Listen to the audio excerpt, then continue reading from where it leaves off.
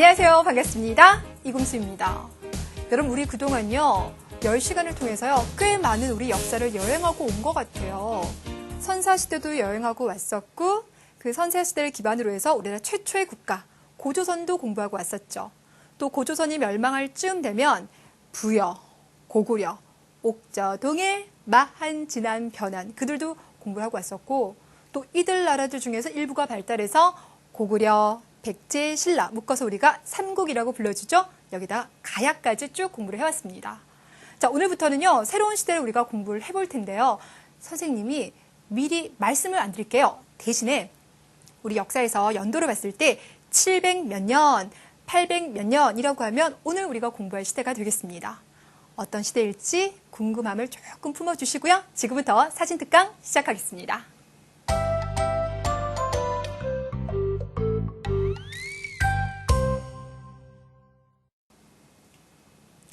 자, 우리가 여러분들 앞으로 쭉 공부하게 될 5시간 동안 공부하게 될 시대는요, 바로 남북국 시대가 되겠습니다. 일단 먼저 남북국 시대와 관련된 역사 연표를 살펴볼게요. 자, 근데 여러분들 남북국이라는 단어를 들어보신 적이 있으세요? 아, 선생님 혹시 남한과 북한? 아니요. 그건 지금 우리가 살고 있는 지금의 모습이고요. 남북국이라고 하면요. 자, 지도를 한번 봐주세요. 자, 지금 여러분들 여기 딱 보니까 대동강을 기준으로 해서 아래쪽에는 신라가 보이시죠? 자, 그리고 그 위쪽으로 갔던 이 발해가 보이시죠? 바로 통일신라와 발해를 묶어서 우리가 남북국이라고 불러줍니다. 자, 그러면 그 중에서 일단 먼저 신라의 이야기부터 한번 해볼까요? 우리 앞서서 어디까지 이야기하고 왔어요? 고구려, 백제, 신라가 열심히 때로는 대립도 하고 전쟁도 하고 경쟁도 하고 있더라라는 이야기 해왔죠. 그런데 딱 이름을 들어보니까 결국 그들 간의 경쟁에서 최종 승리자가 된 나라는 누구입니까? 예, 신라입니다. 신라가 어떻게 선생님 삼국을 통일했나요? 너무 궁금하시겠지만 그건 제가 다음 시간에 알려드릴 테니까 조금만 기다려 주시고요. 신라는 드디어 676년이 되니까 삼국을 딱 통일시켰어요. 그래서 통일하고 난 다음에 한 260년 정도 쭉 유지가 되다가 935년에 멸망을 하게 되는데요. 그래도 초반에 한 100년 정도는 신라가 상당히 잘 나갔어요. 그러니까 이때를 우리가 전성기라고 불러주죠. 왜냐면요, 여러분 그전에요, 얼마나 많은 전쟁이 이루어졌습니까? 그러니까 농민들이 농사 짓다가도요, 전쟁터에 나갔어야 됐고, 또 전쟁을 하기 위해서는 돈도 많이 들잖아요. 또 사람도 많이 죽거나 다치고. 그래서 고구려다, 백제다, 신라다 할 거 없이 너무 힘들었었는데 이제 전쟁이 끝났어요. 그러니 그 이후 동안 100년 동안은 뭐 농사도 잘 되고, 그리고 무엇보다 문화도 발달하면서 신라가 상당히 평온한 그런 시대를 보내게 됩니다. 자, 그런데 780년이 되니까 해공왕이라고 하는 왕이 피살당했어요. 우리 제자들 용어가 조금 어렵죠? 피살이 무엇입니까? 그러니까 왕이 나이가 좀 많아서 아니면 아파서 돌아가신 게 아니라 누군가의 공격으로 죽은 것, 이것을 바로 피살이라고 불러줘요. 그러니까 바로 이때부터 신라 사회가 막 흔들리기 시작하는 거예요. 그러니까 신라 귀족들이 내가 왕을 할래 라고 하면서 서로 왕이 되겠다고 쟁탈전을 벌이기 시작해요. 때로는 왕을 죽이기도 하고, 때로는 뭐 반란을 일으키기도 하고, 신라가 너무 혼란스러워져요. 그래서 초반에 100년 사회는 이제 안정된 거 안녕 이렇게 되고요. 이후 한 150년 동안은 왕이 20명이나 바뀌면서 150년 동안 20명이 바뀌었으면 한 명의 왕이 보통 몇 년을 즉위하고 있는 겁니까? 7년밖에 안 되는 거예요. 그래서 너무나 혼란한 시기를 보내게 되는 겁니다. 되셨어요? 자, 이번에는 옆으로 발해를 좀 볼까요, 여러분들? 발해. 혹시 여러분 대조영이라는 분을 아십니까? 아세요? 아, 우리 제자들 책을 많이 읽었군요. 여러분, 이 대조영이라는 분은요, 어느 나라 사람이었냐면 고구려 사람이에요. 그러니까 대조영의 아버지가 고구려 장수 출신이거든요. 그때 고구려는 아까도 말했다시피 신라의 공격을 받아서 멸망을 했어요. 자, 멸망하고 난 다음에 고구려 많은 사람들은 당나라 쪽으로도 많이 끌려가고 막 이랬어요. 왜냐면 그 당시 신라와 당나라가 손을 잡아서 고구려를 멸망시켰기 때문입니다. 그런데 고구려 사람들은 고구려 멸망을 받아들일 수가 없는 거예요. 아니, 고구려가 멸망했어? 믿을 수가 없어. 라면서 고구려라는 나라는 사라졌지만 그 나라를 다시 세우기 위해서 정말 노력을 많이 했어요. 자, 결국 그래서 그들은 고구려가 멸망하고 난 다음에 30년 동안이나 계속 항쟁을 계속합니다. 결국 그래서 698년이 되면 대조영이 고구려 유민. 자, 새로운 단어 또 나왔어요. 유민이라고 하면 없어진 나라의 백성들을 말하는데 그 백성들 이끌고 여기 만주 쪽으로 가요. 그래서 동모산이라는 곳이 있는데 들어봐 주세요. 동모산이라는 곳에 가서 결국 발해를 건국하게 됩니다. 자, 그때부터 발해는요. 신라가 멸망하기 한 10년 전쯤에 멸망을 하게 되거든요. 그래서 약 230년 동안 쭉 유지가 돼요. 그래서 처음에는 뭐 나라 여러 가지 제도도 만들어야 되겠죠. 또 영토도 넓혀 가야 되겠죠. 그래서 대단히 바쁜 시간을 보내요. 그러다가 여러분 발해는 한 230년 역사 중에서 모두 15분의 왕이 등장하거든요. 자, 그 중에서 10번째 왕이 누구냐면 선왕이라는 분이에요. 이 시기가 되니까 발해가 정말 강성해져요. 다른 거 다 필요 없고 지도 보세요. 지도를 보니까 발해 영토가요. 와, 그 자체죠. 그렇죠? 그러니까 우리가 보통 알고 있었던 고구려 영토에다가 더 위로 올라갑니다. 그래서 여러분 이렇게까지 진출을 하는데요. 여러분 지금 보고 있는 이 지역은요. 러시아. 그래서 이제는 만주를 뛰어넘어서 러시아 일대까지 뻗어가고 있더라. 이것이 바로 선왕시계의 모습이에요. 그래서 이 당시 발해는 너무나 강성했기 때문에 중국에서도 뭐라고 불러주냐면 해동성국. 들어봤을까요? 처음 들어봐요? 다시 한번 해동성국. 해동성국으로 불리게 됩니다. 그러니까 해동성국이라는 게 중국에서 봤을 때 바다 건너 동쪽에 있는 아주 융성한 나라다 그런 의미를 가지고 있어요. 자, 그런데 여기서 너무나 이제 충격적인 일이 벌어집니다. 이렇게 번성했던 발해가 어느 순간 갑자기 무너지기 시작해요. 그러니까 아직 학자들도 왜? 라고 정확한 이유를 아직은 찾지 못했을 정도로 발해가 갑작스럽게 무너지게 되면서 발해는 926년에 거란의 침입을 받아서 멸망을 하게 돼요. 자, 우리는 오늘 시간 포함해서 모두 5시간 동안 바로 이 시대에 대해서 공부를 할 거라는 겁니다. 연표를 보니까 조금 어려워 보이나요? 자, 그렇다면 지금부터 일단 통일신라를 시작해서요. 사진을 통해서 좀 더 재미있고 쉽게 우리가 이야기를 펼쳐나가보도록 하겠습니다.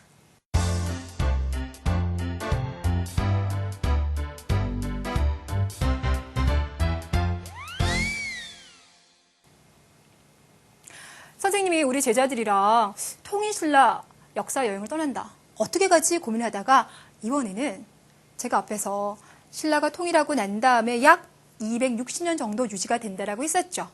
처음에는 통일하고 그리고 한 100년 동안 아주 안정되게 가다가 마지막 시기는 혼란스러웠다라고 얘기했는데 그 흐름을 그대로 한번 쫓아가 보도록 하겠습니다. 자, 그래서 이야기의 시작은요. 아무래도 삼국 통일을 얘기 안 할 수가 없어요. 여러분 삼국을 통일한다. 대단한 일이죠. 그렇죠? 그러니까 이런 통일에는 뭔가 큰 업적을 남긴 분들이 등장할 텐데 자, 우리는 첫 번째 누구를 볼 거냐면 태종 무열왕이라는 분을 살펴보게 될 겁니다. 혹시 이분의 본명이 뭔지 아세요? 바로 김춘추입니다. 이 김춘추는 역사 공부를 조금 하신 분들은요. 아, 선생님 진골 출신의 최초의 왕이군요 라고 알고 계실 것 같은데 아, 우리 제자들 대부분 몰라요? 설명드릴게요. 이 김춘추라고 하는 사람은요. 선덕여왕은 아실 것 같아요. 예, 맞아요. 그 선덕여왕의 조카입니다. 근데 여러분 그거 아세요? 신라는요. 귀족도 다 같은 귀족이 아니에요. 귀족 안에서도 정말 높은 귀족이 있고 그러지 않은 귀족이 있는데 가장 높은 게 성골, 그 다음에 진골 이런 순서대로 내려가요. 그래서 여러분이 알고 있는 선덕여왕이다. 그럼 이제 성골이에요. 근데 이분 같은 경우는 진골이에요. 그러니까 원래는 왕이 될 수 있는 겁니까? 없는 겁니까? 없는 거죠. 자, 그런데 선덕여왕도 자식이 없어요. 그 다음에 등장했었던 진덕여왕도 자식이 없어요. 그러면서 신라에서 더 이상 성골이 없어요. 그럼 이제 진골 중에서 왕을 뽑아야 되겠죠. 그래도 이때 진골은 많이 있거든요. 그 많은 진골 중에서 김춘추 이 사람이 태종 무열왕이 됐대요. 잘생겨서요? 아니요, 그건 아니고요. 그가 나름대로 가지고 있었던 실력이 있었기 때문입니다.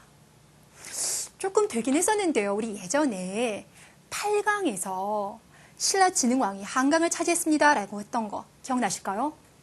아, 기억나요? 예, 그때 이후로 신라는 한강을 차지해서 너무 좋았겠지만 백제와 고구려의 공격을 받아서 신라가 상당히 어려워져요. 이 어려움을 김춘추가 해결을 합니다. 어떻게 하냐면 당나라로 가요. 당나라 가서 당나라의 군사적 도움을 얻어옵니다. 그 힘을 가지고 결국 백제를 멸망시키게 되는 거예요. 되셨죠? 바로 이러한 외교적인 능력. 여기다가 김유신은 아시죠? 신라의 아주 유명한 장군. 네, 맞아요. 그런데 김춘추의 부인이 바로 김유신의 동생 문이였거든요. 그러니까 그 둘이 결혼을 하면서 김춘추와 문이가 결혼하면 문이는 김유신의 동생이니까 결국 가족이 되는 거죠. 그렇죠? 결국 김춘추의 머리와 외교력 그리고 김유신의 힘, 이 두 가지가 결합하면서 그는 신라 최초 진골 출신의 왕이 될 수가 있었다라는 거죠. 그래서 여러분 한번 보세요. 지금 여러분이 보고 있는 게요. 태종 무열왕 릉비예요. 그러니까 무덤 앞에 세워진 비석인데요. 거북이 모습 보이십니까? 거북이 지금 어떤 느낌을 주시나요? 고개를요. 숙이고 있는 것도 아니에요. 적당히 들고 있는 것도 아니에요. 그냥 아주 힘차게 들어 올리고 있어요. 이렇게 힘차게 들어 올린 모습 속에서 뭔가 자신감, 패기 이런 거 느껴지시죠? 그렇죠? 예, 맞아요. 자, 김춘추가 이렇게 당나라 도움을 받아서 백제를 멸망시켰다라면 그의 아들, 그러니까 김춘추와 문희 사이에 놓은 아들이 있겠죠. 그 아들이 나중에 문무왕이 되는데 이 문무왕은 고구려를 멸망시켰어요. 그리고 드디어 삼국을 통일하게 되는 겁니다. 그런데 이분은요, 그동안 이제 전쟁터에서 너무나 시달렸었던 백성들이 안쓰러운 거예요. 그래서 이렇게 말해요. 그동안 무기로 만들었던 거 다 녹여서 농기구로 만들자. 백성들이 가지고 있었던 많은 빚도 없애주자라면서 백성들 잘 살게 해주는 거예요. 그런데 이분은요, 그래도 백성들이 너무 걱정됐나 봐. 자, 그래서 이분은 돌아가시면서 뭐라고 하신지 아세요? 내가 죽은 뒤에는 바다의 용이 되어서 신라를 지키리라 라고 말씀하셨대요. 자, 그래서요, 여러분 지금 뭔가 보이고 있죠? 선생님, 이거 그냥 바닷가에 있는 바위 아니에요? 아니요. 자, 지금 여러분이 보고 있는 이곳은요. 자, 신라 수도 금성 앞쪽에 있는 바다 앞에 있는 바로 문무왕의 무덤이 되겠습니다. 아니, 선생님, 보통 왕의 무덤이라고 하면요. 양지 바른 곳에 이렇게 봉분이 크게 만들어져 있고 잔디가 깔려있는 그런 모습 아닙니까? 조금 독특하죠. 그렇죠? 아까 말씀드린 대로 이분은 죽어서라도 신라를 지키는 바다의 용이 되겠다라고 생각을 하신 거예요. 그래서 주변 지역에서 먼저 불교식으로 화장, 그러니까 장례식을 치르고 난 다음에 그때 나온 뼈가루를 수습해서 이 주변에 뿌린 것이 아닌가라고 우리가 생각을 하고 있어요. 여러분, 물론 우리가 지금 이제 역사적인 기본적인 이야기, 상식도 많이 쌓아가는 거지만 시험도 대비하시는 거죠. 그렇죠? 제가요, 그동안 나왔던 기출문제를 막 봤거든요. 그랬더니 특히나 이 지도가 너무나 자주 나오더라고요. 여러분께서 머릿속에 콕 하고 기억을 시켜두셔야 되겠죠? 예, 좋습니다. 자, 이렇게 무열왕은 백제를 멸망시켰고 문무왕은 고구려를 멸망시키면서 드디어 삼국을 통일했다. 그래서 그 이후에 한동안 전쟁은 사라지면서 신라가 아주 평온한 상태가 되는데요. 그래서 제가 아까 뭐라 그랬어요? 이렇게 평온한 상태가 되면 농사도 잘 될 것이고 아무래도 문화도 발달할 수 있겠다라고 말씀드렸죠. 자, 그래서 이 시기 때 정말 통일신라뿐만 아니에요. 우리 역사 전체를 통틀어서 와, 너무 대단하다 싶을 만한 그런 문화재가 등장하게 되는데 저는 그 중에서 한 장의 사진을 가져왔습니다. 바로 이것이에요. 자, 봤더니 불국사 3층 석탑이라고 나와 있습니다. 이게 말 그대로 불국사라는 절에 가시면 볼 수 있고요. 모두 몇 개의 층수로 이루어져 있다? 3개의 층수로 이루어져 있다. 1개, 2개, 3개 보십니까? 자, 이것이 바로 불국사 3층 석탑. 그런데 여러분들은 보통 이 석탑의 이름을 뭘로 많이 알고 있어요? 석가탑. 지금 얘기한 제자 있어요? 와, 대단하다. 자, 석가탑으로 알고 있는 바로 그 불국사 3층 석탑이 되겠습니다. 일단요, 다른 거 말하지 말고요. 우리 감상 한번 해봐요. 어떤 것 같아요? 일단은 그렇게 화려하진 않죠. 그렇죠? 조금 단조롭고 단순한 모습은 있습니다. 하지만 보는 내내 편하지 않으세요? 왜냐면요, 아래쪽 부분이 조금 얇거나 그러면 무너질 것 같기도 하고 뭔가 좀 균형이 안 맞아 이런 느낌이 드는데요. 왠지 모르게 불국사 3층 석탑을 보면 그냥 편안해요. 안정감이 있어요. 자, 그래서 여러분 잘 보세요. 제가 지금 이 끝을 쭉 연결해서요. 이렇게 선을 하나 그어볼게요. 선생님이 선이 아주 정확하진 않지만 여러분께서 눈을 쭉 따라와 보시면 이런 모습이 될 겁니다. 뭔가 이등변 삼각형 같다는 모습 안 보이십니까? 이거 자체가 뭔가 이제 균형미가 아주 완벽하고요. 또 하나 보세요. 1층, 2층, 3층 그 비율을 딱 재봤더니 4대, 3대, 2 비율도 완벽해요. 바로 이런 부분들. 이런 부분 때문에 석가탑을 보면 안정감이 느껴지는구나. 그렇게 크지도 않으면서도 뭔가 자꾸 올라가는 상승감이 느껴지는구나 라고 우리가 평가를 해주게 됩니다. 자, 그런데요, 이런 것은요, 신라만의 단독 기술로 만들어진 건 아니에요. 이것을 만들었던 것은 바로 백제 사람 아사달이라고 하는 사람입니다. 그런데 그게 아주 슬픈 이야기가 하나 남아있어요. 아사달이 이 불구사 3층 석탑을 만들기 위해서 금성에 왔어요. 그래서 열심히 만드는데 해가 지나가도 돌아오지 아니하니 그의 부인이 너무 걱정이 되는 거예요. 그래서 아사녀가 남편을 보기 위해서 금성, 경주로 왔어요. 그런데 한참 지금 만들고 있잖아요. 그러니까 그 이제 공사 관계자가 다 완성될 때까지는 남편을 볼 수 없다 이러는 거예요. 그러면서 하는 말이 이 탑이 다 완성이 되면 이 절 근처에 작은 연못이 있는데 그 연못에 그림자가 비칠 것이다 라고 얘기하는 거예요. 그래서 부인은 남편이 언제 끝날까 라면서 그 연못 곁에서 계속 기다려요. 그런데 시간 지나도 남편은 오지 않습니다. 결국 상심에 빠진 그녀는 그 연못에 뛰어들어서 죽었다라고 해요. 그래서 이 탑은요, 그림자가 비치지 않는 탑이다라고 해서 무영탑, 외우진 않으셔도 됩니다. 무영탑이라고 하는 별명도 가지고 있습니다. 자, 여러분들께서요, 이 불구사 3층 석탑의 이미지를 꼭 기억해 주시면요, 제가 다다음 시간에요, 이거 말고도 아름다운 통일신라의 문화재들을 더 보여드릴게요. 자, 신라가 안정되면서 나타나는 또 하나의 모습은 뭐냐면요, 전쟁이 많이 사라지다 보니까 먹고 남는 생산량들이 좀 많아져요. 그렇죠. 이전에는 먹고 남는 것만 있으면 무조건 다 전쟁터에 조달을 해줘야 되는데 이제 그러지 않아도 돼요. 그러면서 신라에서는 큰 시장도 등장하고 또 이제는 신라 안에서만 장사하는 게 아니에요. 다른 나라와도 무역을 많이 하게 됩니다. 자, 그러면서 해상왕이라는 별명을 가진 분이 등장하게 되는데요. 누구라고요? 보셨군요. 바로 장보고가 되겠습니다. 우리 제자들이 장보고 아실 것 같아요. 그렇군요. 그렇죠. 책에서, 만화에서, 드라마에서 많이 여러분께서 보셨을 것 같아요. 이 장보고란 인물, 일단 딱 보니까 뭔가 이제 군인으로서의 그 힘, 이런 게 느껴지는 것 같은데, 이 사람의 어릴 적 이름은 궁복이었대요. 자, 이 사람은 어렸을 때 신라에서 태어나긴 했지만, 그렇게 높은 신분이가 이런 게 아니었기 때문에 생활이 조금 힘들었나 봐요. 자, 그래서 그는 어디로 갔냐면요, 당나라로 갔어요. 당나라 같은 경우는 워낙 땅도 넓고 사람들도 많다 보니까 출신을 가리지 않고 똑똑한 인재만 있어? 좋아 와서 당나라를 와서 일해 이렇게 많이 포용을 해줬어요. 그래서 이 사람은 워낙 또 전투에서도 뛰어난 능력을 보이고 이러다 보니까 당나라에서도 장수가 되어서 큰 활약을 펼치게 됩니다. 그런데 그곳에서 너무나 참혹한 환경을 보게 돼요. 여러분, 제가 아까 뭐라고 얘기했냐면 사회가 안정되면서 주변 국가들과 막 무역도 한다라고 했죠. 그럼 무역은 배를 타고 다녀야 되는데 지금이야 우리 해군이 이 바다를 다 지켜줘요. 그래서 해적들이 없어요. 근데 그 당시에는 이런 바다에 해적들이 너무 많은 거예요. 그 해적들이 신라인들을 잡아다가 당나라에서 노예로 팔아버리는 거예요. 그걸 장보가 본 겁니다. 그러니까 이제 분노, 울분이 막 치밀어 오는 거겠죠.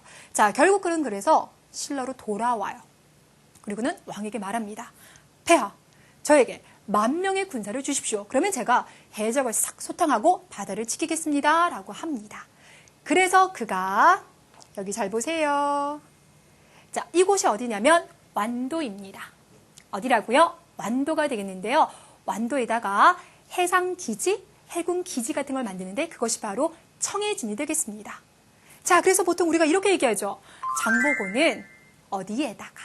완도에다가 청해진을 설치하고 해상무역을 발달시켰다라고 얘기하는데 바로 그 부분이 되는 거예요. 그래서 해적도 다 소탕을 하고요. 뿐만 아니라 당나라와도 교역하고 일본과도 무역을 하면서 상당히 많이 번성을 하게 돼요. 그래서 힘도 많이 키웠어요. 자, 그런데 이 장보고가 있던 시기는요. 통일신라가 아주 발달하는 시기이면서 동시에 흔들리는 시기이기도 합니다. 무슨 말이냐면 왜 경주에서요. 귀족들이 서로 왕하겠다고 계속 싸운다라고 얘기했었죠. 그것이 한창 벌어지고 있던 시기였는데 이때 김우징, 여러분 절대 이름은 몰라도 돼요. 그냥 듣고만 계세요. 자, 김우징이라는 사람이 그 왕위 다툼에서 좀 패했어요. 그리고는 이제 장보고에게 와가지고 저를 좀 숨겨주세요. 이렇게 하게 됩니다. 그래서 그것을 계기로 해서 김우징이라는 사람과 장보고가 서로 이제 교류를 하게 되는데 나중에 김우징은요 신라의 왕이 됐어요. 그러다 보니까 자연스럽게 장보고도 힘을 얻게 되겠죠. 또 거기에다가 김우진이라는 사람이 대단히 어려웠을 때 장보고가 도와줬잖아요. 그래서 그가 나중에 왕이 되고 난 다음에 뭐라고 약속을 했냐면 나의 아들에게 이제 아들이 있으니 그 며느리를 당신의 딸로 삼겠다라고 약속을 한 거예요. 근데 문제는 선생님이 장보고가 출신이 좋은 출신이라고 했어요? 아니면 조금 다소 낮다 그랬어요? 낮다 그랬죠. 근데 신라 경주에 있는 귀족들은 그걸 받아들일 수가 없는 거예요. 아니 왕비를 뽑는데 저기 그냥 바다에서 힘 좀 가지고 있는 저런 사람의 딸을 왕비로 삼아 받아들일 수 없어. 결국 이렇게 되면서 장보고는 좀 불만을 많이 품게 되었겠죠. 그리고 이 과정 속에서 신라에서 저기 경주에 있었던 귀족들은 장보고를 암살하기 위해서 자객을 보내게 되고 결국 그 과정 속에서 장보고는 죽게 됩니다. 뭔가 이제 신라가 조금 흔들리고 있다라는 모습이 느껴지시죠. 자, 그런데 여러분들 제가 하는 이번 이야기를 들으면 더 여러분들 그 신라의 멸망이 느껴지실 겁니다. 바로 뭐냐면 어떤 나라든지 마찬가지예요. 그러니까 나라에서 정치가 잘 못 되고 그래서 귀족들이나 지배자들이 맨날 싸워요. 그런 상황 속에서 만약에 흉년이라도 한번 닥쳐주면 백성들은 도와줄 사람이 없는 거예요. 막 귀족들은 서로 세금 더 많이 이참에 걷어가려고 하고 흉년이라서 먹을 건 없고 결국 힘들어진 농민들은 새로운 나라를 만들고자 아니면 더 이상은 못 살겠다라면서 농민 봉기를 일으키게 됩니다. 그래서 신라도 이제 마지막으로 가면서 전국에서 농민 봉기가 너무 많이 일어났어요.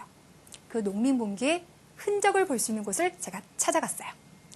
자, 이곳은 어디냐면요. 해인사입니다. 혹시 우리 제자들 해인사라고 들어보셨어요?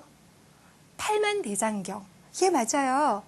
해인사 팔만대장경. 어디선가 정말 많이 들어봤죠. 그쵸? 그런데 지금 우리가 볼 것은요. 팔만대장경은 아니에요. 왜냐면 팔만대장경은 고려시대 때 만들 거거든요. 우리 지금 어느 시대입니까?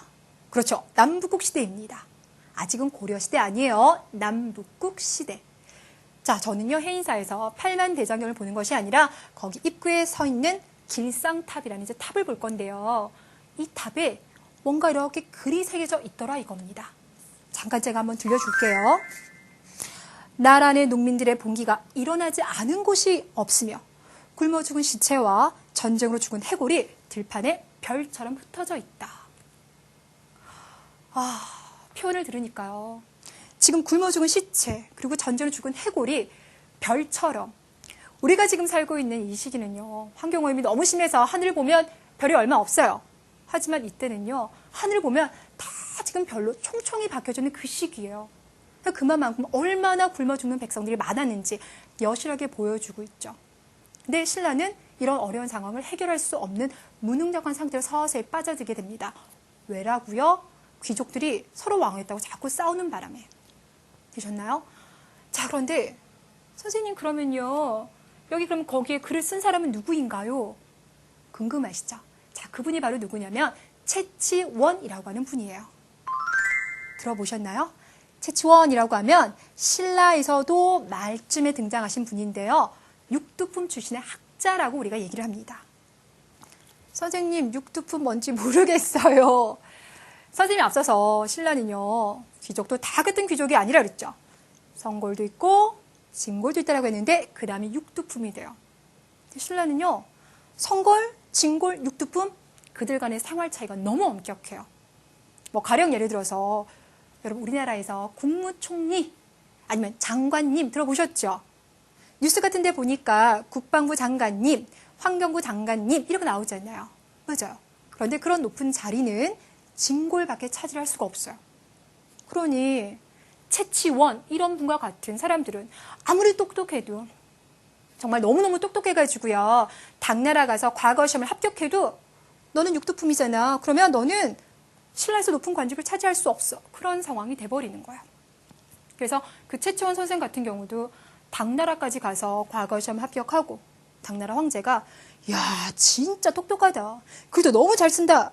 라고 칭찬을 해주었지만 결국 신라에서는 육두품이라는 이유만으로 이렇게 출세를 많이 못하고요. 막 그렇게 돼요. 결국 그런 상황 속에서 채치원 선생은 나를 인정해주지 않는 신라. 그래 나도 버리겠어. 이런 마음으로 산속으로 들어가게 됩니다. 그리고 그 과정 속에서 이런 글도 남겨두게 되는 거예요. 뭔가 여러분 느낌 속에서 신라가 이제 거의 마지막으로 간다는 느낌이 오시죠? 이제 마지막 한 장의 사진이 남았습니다. 바로 이곳이에요. 여러분 지금 보고 있는 이곳은요, 포석정. 자, 이것도 마찬가지로요, 금성, 경주에 가시면 여러분들이 보실 수가 있는데요. 뭐 하는 곳 같으세요? 그냥 뒤에 나무가 한 그루 있는 것 같고요. 일단 뭔가 이렇게 지금 물길 같은 게 뚫려져 있고요. 주변에 없는 거 보니까 모르겠는데요? 라고 생각하실 것 같은데, 포석정이라고 하면 왕과 귀족이 연회를 열던 곳입니다. 왕과 귀족이 연회를 열던 곳. 그러니까 모여가지고요, 뭐 영어로 말하면 이제 파티 같은 거 열기도 하고요. 바로 그랬던 곳이에요. 근데 이제 학자들은 꼭 그렇게 이제 뭐 술 마시고 꼭 그런 것만 하는 것이 아니라 하늘에 제사를 지내기도 했던 곳이 아닐까라고 얘기는 하고 있습니다만, 근데 이곳이 신라 마지막에 아주 슬픈 역사를 가지고 있어요. 바로 뭐냐면요, 원래 이제 이곳에서는 지금 여러분들 보니까 가운데 뭔가 이렇게 물길이 보이죠? 여기다가 이렇게 물을 넣어두면요, 물이 계속 돌아요. 그렇게 돌아갈 수 있도록 설계가 됐습니다. 그러면 귀족들이 앉아가지고 여기 술잔 하나 탁 얹어놔요. 그러면 물에 따라 이렇게 흘러가겠죠. 그러다가 중간 어디선가 탁 쓴다 칩시다. 그러면 이때 앉아 있었던 귀족이 자기 옆에 딱 섰으니까 술잔 하나 탁 들이키면서 시도 읊조리고 그랬던 곳이라고 생각을 하고 있어요. 그런데 이곳에서 신라가 역사가 되게 길잖아요. 1000년의 역사이잖아요. 그래서 1000년의 역사인 만큼 왕도 많아서 모두 56명의 왕이 있는데 그 중에서 55번째. 그러니까 이분이 누구냐면 경혜왕이라는 분이 있는데 그 경혜왕이 이곳에서 피살됐어요. 예. 근데 뭐 선생님 계속 지금 왕들도 죽어 나간다면서요? 아니요. 여기서 중요한 건요, 누구한테 피살을 당했냐면요, 견훤이라고 들어보셨어요? 견훤, 궁예, 어디선가 들어본 것 같죠? 견훤과 궁예 같은 경우는요, 신라가 아니라 새로운 나라를 만들겠어라고 주장한 세력들이거든요. 그들이 신라, 그것도요, 금성을 공격해서 왕을 죽인 곳입니다. 결국 이렇게 되면서 다음번 왕이 등장하지만 신라는 멸망하고 맙니다. 자, 6장의 사진이지만 그 안에서 정말 많은 이야기가 숨겨져 있었죠. 자, 우리 제자들 교재에 있는 사진 자료와 함께 잘 이해를 하셨기를 바라겠고요. 자, 이번에는요, 우리 어디 여행 갈까요? 발에 가겠습니다. 발의 사진들 살펴볼게요.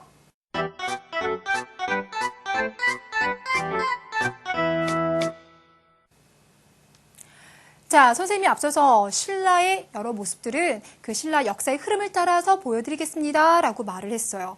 그쵸? 근데 발에는요, 조금 주제를 바꿔볼게요. 우리는 발의 역사의 순서대로 사진이라든지 지도를 보는 것이 아니라 상식을 키워보는 선에서 제가 사진과 지도를 준비를 했습니다. 선생님 왜요? 여러분들 그러니까 발해라고 제가 물어보면 여러분 혹시 아는 거 있으세요? 일단 앞서서 발해는 고구려가 멸망하고 난 다음에 그 고구려 유민, 그 중에서 누가 대조영이 세운 나라라는 거. 예, 여러분들 그거 하나 알아요. 또 선생님 발해는 우리나라잖아요. 우리나라의 역사입니다. 맞아요. 그것도 알아요. 그리고 하나 더 아실 것 같은데 바로 뭐냐면 통일신라와 발해 같은 경우는 어느 강을 기준으로, 대동강을 기준으로 해서 남북으로 나뉘어져 있습니다. 그 세 가지는 알고 계시죠? 우리 제자들 그거 말고 또 아시는 거 있어요? 별로 없으실 것 같은데. 자, 그런데 여러분들 바로 여러분 옆에요, 엄마나 아빠나 삼촌이나 고모가 있으면 한번 물어보세요. 발해에 대해서 뭐 아는 거 있어요? 라고 물어보시면 글쎄 나도 아는 게 별로 없는데 라고 말씀하실 거예요. 자, 그거 왜 그러냐면 발해를 딱 보니까 위치상 북한, 중국, 지금 러시아 지역에 위치하고 있어요. 이들 국가들은 과거에 다 공산주의 국가로서 상당히 우리와 조금 교류가 좀 더뎠던 그런 나라들입니다. 특히나 1980년대 이전. 와, 정말 오래전이죠. 그죠? 1980년대 이전에는 더욱더 교류가 없다 보니까 발해의 역사에 대해서 연구를 하고 싶어도 갈 수가 없어요. 가야지만 유물도 발굴하고 할 텐데 그러지 못하다 보니까 자연스럽게 발해에 대해서는 아직 연구가 조금 많이 미진해요. 거기에다가 뭐 우리 그동안 삼국시대 많이 공부했죠? 앞으로 공부하게 될 고려다, 조선이다 이런 나라들은요, 그들이 이제 어떻게 살았는지 많은 기록들을 이제 남겨두고 있었던 게 있습니다. 아니면 각종 문화재라도 남겨놨어요. 그런데 발해는요, 그들 스스로 역사를 남겨두지 않았어요. 그러다 보니까 이제 연구하시는 분들은요, 와, 가야만큼이나 정말 우리가 공부해야 될 부분들, 알아가야 될 부분들이 너무 많은 나라인 겁니다. 되셨나요? 자, 그래서 오늘은 우리가 발해에 대해서 이건 좀 더 알았으면 좋겠다 10분 주제 제가 3가지를 더 준비를 해왔습니다. 자, 그렇다면 이제 그 중에서 첫 번째 주제를 한번 살펴볼까요? 첫 번째, 우리 역사상 가장 넓은 나라이다 입니다. 여러분들, 발해는요 우리 역사상 가장 넓은 나라일까요? 아닐까요? 지도를 보고 대충 여러분께서 추정해 주세요. 뭔가 봤더니 느낌이 조금 넓어 보이죠? 예, 맞습니다. 얼마나 넓으냐? 제가 아까 말씀을 드렸어요. 자, 발해가 차지하고 있는 영토는요, 과거 고구려 영토 뿐만 아니라 저기 러시아까지 올라갑니다. 그래서 학자들이요, 대충 그것을 계산을 해봤어요. 그랬더니 고구려 넓이의 1.5배에서 2배 정도. 와, 정말 영토 면적이 넓죠? 네. 그래서 기록에 봤더니 이런 기록이 남아있어요. 발해는 사방 5,000리에 해당하는 어마하게 넓은 영토를 가지고 있다라는 기록이 남아져 있습니다. 뭔가 이런 이야기를 들으니까 발해 역사에 대해서 공부를 하고 싶다는 생각이 조금 드시죠? 네, 맞아요. 근데 여러분들, 제가요, 다른 이야기를 또 해드리면 여러분들 발해 역사를 더 공부하고 싶을지도 몰라요.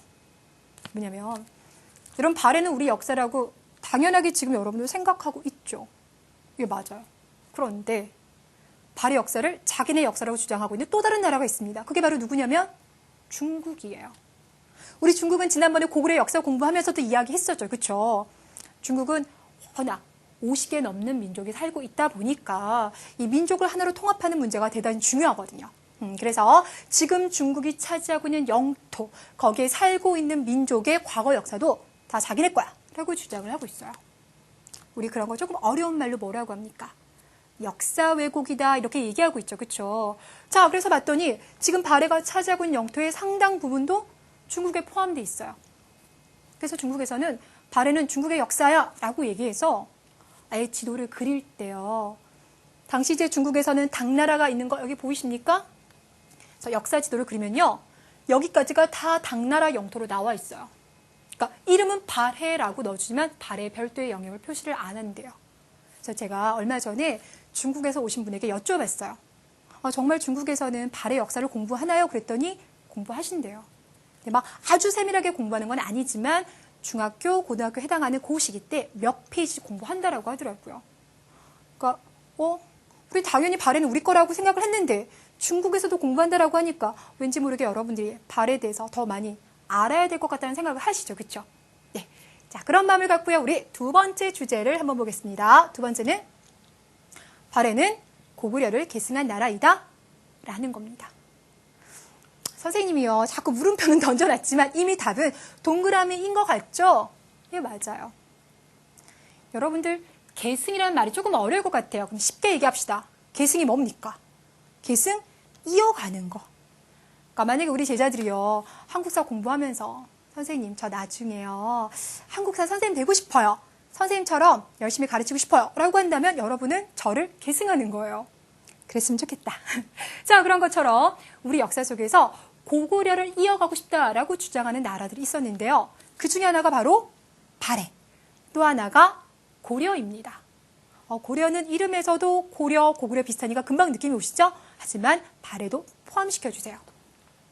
제가 앞서서 2번이나 말했어요. 발해를 세운 사람은 누구라고요? 대조영. 그 대조영의 아버지 같은 경우는 고구려 장수 출신이었다고 했죠. 그렇죠? 네, 맞아요. 고구려가 멸망하고 난 다음에 이 지역은 당나라가 한때 차지를 하고 있었는데 당나라는 고구려 사람들을요, 자기 땅으로 많이 끌고 갔어요. 하지만 여기서 고구려 사람들은 안주하지 않아요. 그러니까 당나라에서 여기서 잘 살게 해줄 테니까 우리랑 잘 살아봐 라고 하더라도 아니야, 우리는 고구려 사람이야 라는 걸 끝까지 잊지 않아요. 그래서 30년 동안 계속 당나라와 싸웁니다. 결국 당나라의 침입을 물리치고 이쪽 가서 동모산에서 나라를 세웁니다 라고 말했어요. 그러니 나라를 세운 사람 스스로가 우리는 고구려를 계승할 것이다 라고 얘기를 하고 있죠. 그렇죠?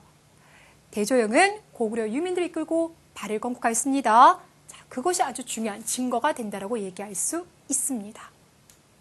뿐만 아니라 여러분들, 나중에 발해 왕들이 이제 일본형 교류도 되게 많이 해요. 일본어 교류할 때 스스로 이렇게 이제 글을 쓰겠죠? 그때 나는 고구려 국왕 누구누구다 라는 글도 남겼대요. 그러니까 우리 제자들은 그동안 가지고 있던 역사 상식에다가 이 2가지도 반드시 넣어주세요. 자, 그리고 이제 마지막 하나가 남아있습니다. 자, 마지막 하나. 발해는 수도를 가장 많이 옮긴 나라이다? 이것도 맞습니다. 그럼 질문할게요. 도대체 수도를 가장 많이 옮겼어요. 몇 번이나 옮기면 많이 옮긴 걸까요? 10번? 100번? 여러분들 그러면요 나라를 운영할 수가 없어요. 조금 줄여주세요. 몇 번? 4번. 발해는요 4번 동안 수도를 옮겼는데 그게 우리 역사상 가장 많이 옮긴 거예요. 생각을 해보니 백제가 몇 번? 2번. 한강 쪽에 있다가 충청도, 공주, 충청도, 부여로 옮겨갔었잖아요. 또 고구려도 2번 옮겼었습니다. 그런데 신라는 옮겼습니까? 안 옮겼습니까? 한 번도 안 옮겼어요. 그러니까 신라는 1000년의 역사 동안 경주, 금성에만 쭉 있었어요. 그럼 고려도 개경에만 쭉 있었어요. 조선은 한양에만 쭉 있었어요. 그런 거 생각해보니 4번을 옮겼다 그러면 정말 대단한 거죠. 그렇죠? 자, 그런데 그중에서 가장 오래 수도를 했던 곳이 있습니다. 바로 어디냐면 상경이라는 곳이에요. 처음 들어보시죠? 자, 그래도 여러분들 다시 한 번만 같이 볼까요? 상경. 발해 수도 중에서 가장 오랫동안 수도를 했던 곳이 되겠습니다. 자, 이곳은 그러면 우리가 이렇게 생각해 볼 수가 있어요. 그럼 선생님, 상경이 가장 오랫동안 발해의 수도였다라면 거길 가보면 발해와 관련된 거 그래도 문화재 많이 볼 수 있겠네요? 예, 볼 수 있어요. 그럼 선생님, 앞서서 발해는 고구려를 계승한 나라라고 했는데 그럼 그 문화재 중에서는 고구려 느낌이 나는 것도 많이 있겠네요? 라고 생각 드시죠? 맞습니다. 자, 그래서 제가 여러분들 발해에서요 사진을 준비했어요. 바로 이것입니다. 오늘 우리가 발해에서 볼 사진은요 이 2장밖에 없어요. 자, 그러니 그만큼 중요하다는 느낌 오시죠? 눈 크게 뜨시고요. 봐주세요. 자, 이들은 바로 발해 수도 상경. 그렇죠. 발해 수도 상경에서 우리가 발굴한 문화재가 되겠는데요. 자, 먼저 왼쪽에 보이는 것이 와당이래요. 우리 큰 건물 지으면 거기 위에다 기와 많이 얹이죠. 그때 기와의 마지막을 딱 장식하는 것이 와당이 되겠습니다. 자, 그리고 옆으로 갔더니요. 석등이래요. 석등이 뭐예요? 가로등. 그렇죠. 불빛 나는 건데 돌로 만들었다 해서 석등이라고 불러줍니다. 둘 다 봤더니요. 이거 뭔 것 같아요? 연꽃무늬. 또 이쪽도요. 밑에도 그렇고 여기 가운데도 보시면 연꽃무늬가 보이고 있습니다. 불교에서는 워낙 연꽃을 강조해서 그러는데요. 이 모습이요. 고구려처럼 힘차요. 고구려는 연꽃을 이렇게 떨어뜨렸거든요.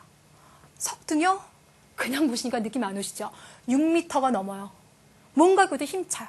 결국 발해의 문화재는 고구려의 문화를 계승하였다라는 것을 여러분이 확인하실 수가 있었을 겁니다. 자, 이렇게 선생님이 이제 준비한 여러 가지 사진들은 다 끝났어요. 어떻게 우리 제자들 사진을 통해서 이미지 많이 기억하셨어요? 이야기 많이 기억하셨어요? 자, 하지만 제가요, 여러분들과 더 보고 싶은 곳이 있습니다. 3곳을요, 추가로 사진을 준비했거든요. 한번 살펴보도록 할게요.